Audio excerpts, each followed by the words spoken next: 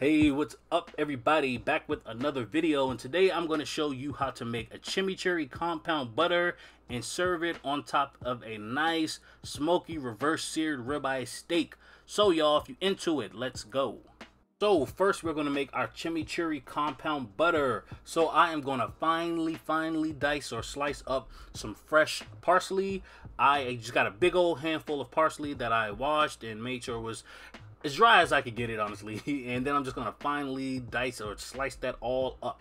And that's gonna go into a stick and a half of softened butter. And if you don't know, chimichurri is kind of like an Argentinian sauce or condiment, usually served over like grilled meats. In this case, we're gonna be serving it over our reverse seared ribeye steak. But yeah, it's gonna be so good. So like I said, go in with a stick and a half of room temperature butter. Make sure it's room temperature. It'll save you a lot of trouble in the end. Going with a little drizzle of some olive oil. That's optional. I'm going in with some fresh cracked black pepper. Definitely not optional. Also going in with a little bit of salt. That's also not optional. You want to bring out the flavors we're going to be adding to this butter. So after that, I'm going in with a couple of cloves of fresh minced up garlic. Then I'm going in with about a tablespoon of dried oregano. That's a really important component to this chimichurri compound butter. Don't forget that. And traditionally, chimichurri, I believe, is made with lime juice, but I didn't have any on hand. And I mean, lemon is a perfect substitute. So just going with the juice from one lemon, and then try your hardest to just cream that all together or mix it all together. Like I said, if you have room temperature butter, and if you can remember to set it out in time enough so it can warm up or come to room temperature, definitely do that, because this was playing with me. It was too much. so I just poured it or flipped it over onto my saran wrap. And again, this part right here, I'm definitely not an expert on this, so if you're more familiar with like rolling things up or rolling like logs of butter up, definitely do whatever you want to do. My mistake was really flattening it out right there because it left kind of like an air pocket, and yeah, I folded it over the air pocket. So yeah, don't really listen to what I'm saying right here. Just try to roll that butter up into a decent log, about maybe 2 inches in diameter or so, or however big you want it. Some people like real big $half size slices of butter. But do whatever you want to do. Wrap it up like that. I wrapped it up a couple of times, and that little lemon juice was kind of playing with me a little bit right there. It was a lot, y'all. Anyway, y'all, put it into your freezer for at least a day. So not sure if you noticed that like change in the lighting, but this is definitely like months later. So y'all, after like 3 or 4 months, I finally got around to taking this chimichurri butter out of the freezer, and I'm just slicing it up into about 1/2 inch thick-ish little big wedges or slices. And that's how I want to serve mine over my reverse seared ribeye steak, which we are about to start right now.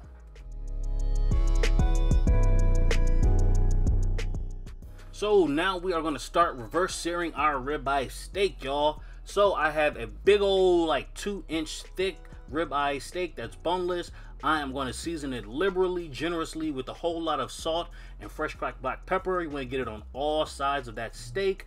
And yeah, after that, I'm just going to place it onto my wire rack, place it in the oven on about 250 degrees Fahrenheit for about 20-ish minutes or so, but really until the internal temperature is 120 degrees Fahrenheit. And I said 120 degrees Fahrenheit because I wanted my steak to be cooked to medium. And so I knew if it was at 120 degrees when I took it out of the oven, it'll cook a little bit more outside of the oven. But then when I sear it, it'll really bring it up to temperature perfectly where I want it to be. So after I took it out the oven, I made sure I let it rest for like 5 minutes or so. 5 to 10 minutes is enough time to let it rest. And you don't have to let it rest too long, because you know, you really cook that steak nice and slow in the oven on a low temperature, so it's not going to be a whole lot of juices ready just to like run out whenever you slice it at the end. Now y'all, to my screaming hot cast iron skillet with a little bit of neutral cooking oil, not olive oil. I use some veggie oil this time. I'm going to sear it on both sides for about 90 seconds tops. You don't want to cook it too long, because again, the steak is already cooked where you want it to be on the inside, so don't really go too crazy. You really just want to get a nice sear and a nice crust on that steak, and boom, look at that, y'all. This is definitely what we're going for. And also, don't forget to add your butter at this stage. You can also add in some fresh garlic to really perfume that butter. And I'm also going to go with some thyme a little bit later, but I didn't want it to burn, so I'm not going in with it just quite yet.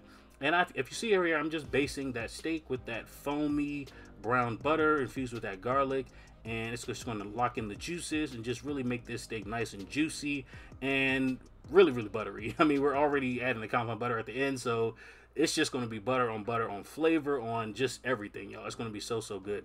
And if you see, I'm just making sure I get those edges and that fat cap. Just make sure you sear that as well, so it's not a whole lot of just rubbery kind of like fat that you're just biting into. You don't really want that, or you might, but I didn't. So if you see right here, y'all, I'm just basting that steak with the thyme.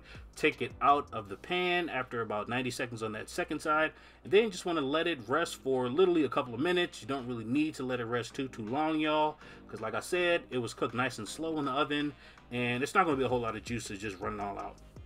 Now I'm just going to top it with that compound butter just a little bit, and this right here honestly was just for a thumbnail picture right here.